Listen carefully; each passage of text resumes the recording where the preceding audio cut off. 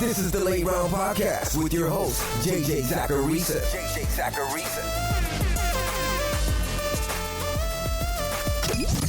What's up, everyone? It's JJ Zachariason, the editor-in-chief at FanDuel and at NumberFire.com, and this is episode 413 of the Late Round Podcast, one of many shows that are part of the FanDuel Podcast Network. Thank you for tuning in. Last week went about as expected. There were some really big hits like Malcolm Brown, and there were some really big misses like Tyrod Taylor. As we get more and more data and more information, we should get better and better at dissecting matchups. That's the goal, at least. Now, before getting to players that I like more and less than the consensus this week, I wanted to let you guys know about something that's pretty cool that we're doing within the FanDuel Podcast Network. I'm here to introduce the FanDuel Podcast Network Listener League. It's a rake-free weekly NFL contest made exclusively for you, the listener. For just $5, you can enter the Listener League and compete for your share of the $2,000 prize pool, including a $200 first-place prize. And you can enter up to 3 separate lineups.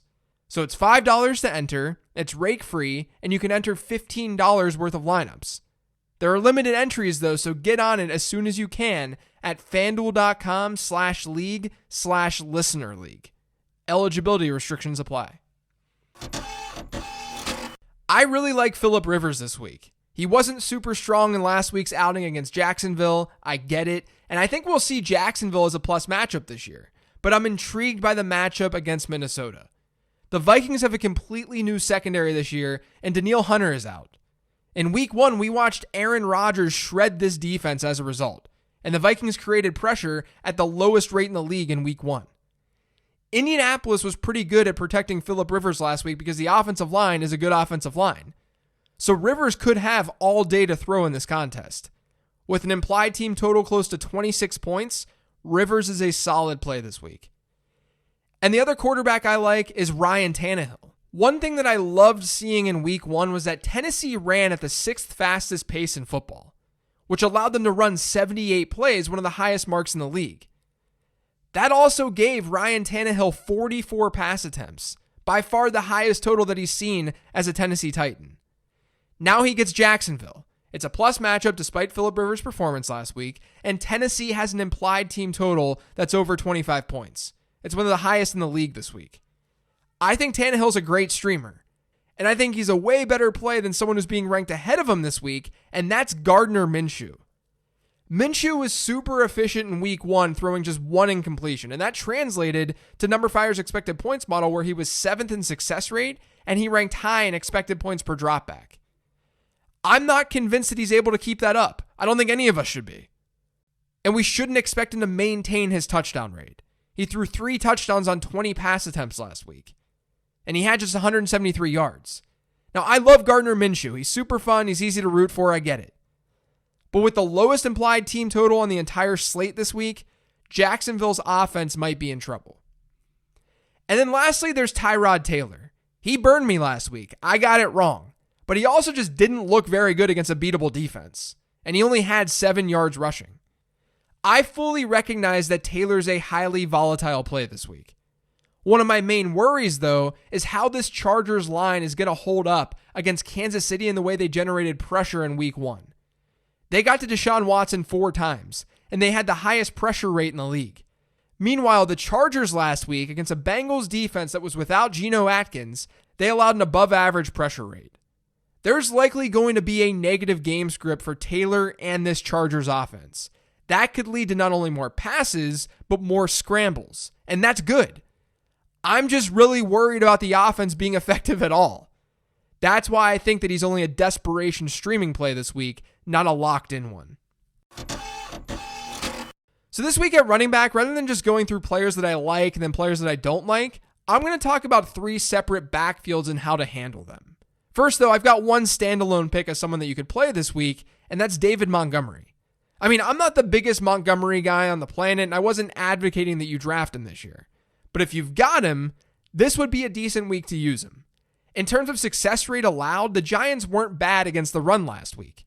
But what I'm more looking at with this matchup is that the Bears could see a positive game script, which could lead to a run-friendlier offense and run-friendlier play calling close to the end zone. Montgomery was coming off that injury last week, but he still saw 65% of the team's running back rushes and a respectable enough 8.3% target share. If you've got him, I think he should be fine this week. Now let's talk about those backfields that I mentioned. I like Ronald Jones a lot against Carolina this week. We didn't see Leonard Fournette used all that heavily in week 1 with just a 23% running back rush share and a nearly non-existent target share. Meanwhile, Rojo had over 77% of the team's running back rushes and almost 9% of the team's targets. I'm still expecting Fournette to dig into the Jones workload more and more as the season moves forward. But it would be surprising if we see a jump to like a 50-50 split this week. And Jones gets a super plus matchup against Carolina, a team that we just watched Josh Jacobs have a big fantasy day against. So I wouldn't be throwing Fournette into my lineup despite the matchup, and I think that Jones could have a nice week. And then there's the Lions backfield. I have no idea why DeAndre Swift and Kerryon Johnson are being ranked right next to each other in PPR formats over on Fantasy Pros.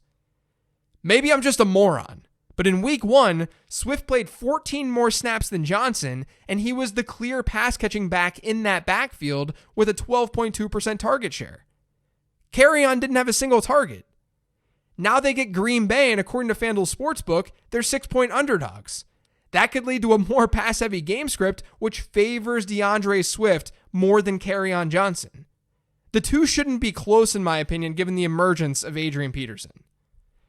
And then I'm going to go back to the Buffalo backfield once again. Hopefully this is the last time I'm going to talk about them on this podcast. But Devin Singletary is being ranked ahead of Zach Moss right now, when this matchup against Miami could lead to the Bills having a really positive game script. And if that's the case, there's going to be more opportunity for rushing touchdowns, and that favors Zach Moss. Moss saw the goal line work in week 1. Both Singletary and Moss will get touches, but I trust Moss a lot more to find the end zone in this game. He should be ranked ahead of Devin Singletary in contests where the game script sets up like this. Tyler Boyd plays on Thursday night, so by the time that you listen to this, he might have already played. And maybe he played like crap, making me look like an idiot. That wouldn't be the first time. Because I do like Tyler Boyd to bounce back this week. He saw 82% of his snaps come from the slot in week 1, and he faced off against Chris Harris, which is a big reason for his down game. This week should be different. The Browns allowed the highest rate of targets to go to the slot in week 1, which, yes, was partially Mark Andrews related, but even Willie Snead saw 3 slot targets, catching 3 of them for 55 yards and a touchdown. I would keep Tyler Boyd in my lineup this week. And speaking of the slot, I already mentioned how I like Phillip Rivers this week, and I really like Paris Campbell too. He came out in week 1, he had about a 20% target share, which was great to see, and he played 95% of his snaps from the slot. In week 1, Minnesota ranked first in receptions allowed to that area of the field and third in yards allowed. I'm expecting a big day from Campbell in an offense that's projected to score over 25 points. The game with the highest over-under this week is the Falcons and Cowboys. So you're going to want a piece of that game. And one way to do so is with CeeDee Lamb, who I think is a little bit undervalued this week. In week 1, Lamb hauled in 5 of 6 targets for 59 yards. That accounted for a reasonable enough 16% target share. He played 92.5% of his snaps from the slot in that game. And I'm intrigued by what his volume will look like now that Blake Jarwin is out of the picture. So I would find a way to get CeeDee Lamb into my lineup. My deep play of the week is Scotty Miller. He was actually going to be my deep play of the week before the news about Chris Godwin being in concussion protocol. But I think if you need a waiver wire guy, especially in a PPR format, Miller could be it. He ended up playing the 3rd most snaps at wide receiver for Tampa Bay in week 1, and he actually saw almost 18% of Tampa Bay's targets. Now the Buccaneers get a softer matchup against Carolina, so I do think that you could do worse. I don't mind Scotty Miller as a desperation play. Now, on the other side of things, I only have one wide receiver who I'm not very into this week. I mentioned Devontae Parker as a sit last week, and I think he's a sit again this week. That's if he goes. He's injured, but if he does play, he's going to get a lot of Tre'Davious White. He's one of the best cornerbacks in football. And it's not like the Dolphins have a high implied team total this week. It's only 17.5. That's the only higher-end wide receiver that I'm really scared of this week, though. I've got 2 tight end streamers this week for you. One's more obvious, the other one's not, and they both have the same last name. Let's start with the obvious one. It's my guy, Logan Thomas. He was top 10 in points scored at the position last week. He was top 10 in routes run. He was top 3 in target share. He scored a touchdown and was targeted within the 10-yard line. And now he gets an Arizona team that was putrid against the tight end position last year. Maybe that matchup won't matter. Who cares about the matchup? The fact of the matter is, Logan Thomas is going to see volume and be involved in this offense more than likely. So he should be, at the very least, rostered in your fantasy league. And like I said on the 15 Transactions show, I would not be shocked at all if he's a top 10 tight end this year.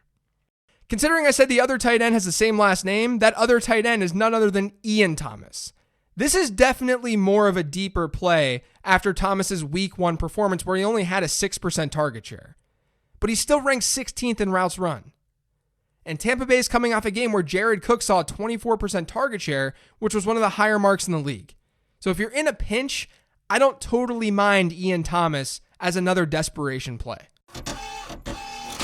Another Thursday night pick for this week is the Cleveland Browns defense. Again, you may be listening to this after that game's conclusion, and this may sound absolutely idiotic. That's going to happen when you're a fantasy football analyst. You sound stupid a lot. But here's the logic with the Browns. They had an above-average pressure rate against Baltimore in week 1, and then Cincinnati allowed a below-average pressure rate. Now, matchups clearly dictate this, but the Bengals' offensive line entered the year ranking 31st according to Pro Football Focus's numbers. It's a beatable offensive line, and the Browns are 5+ point favorites too.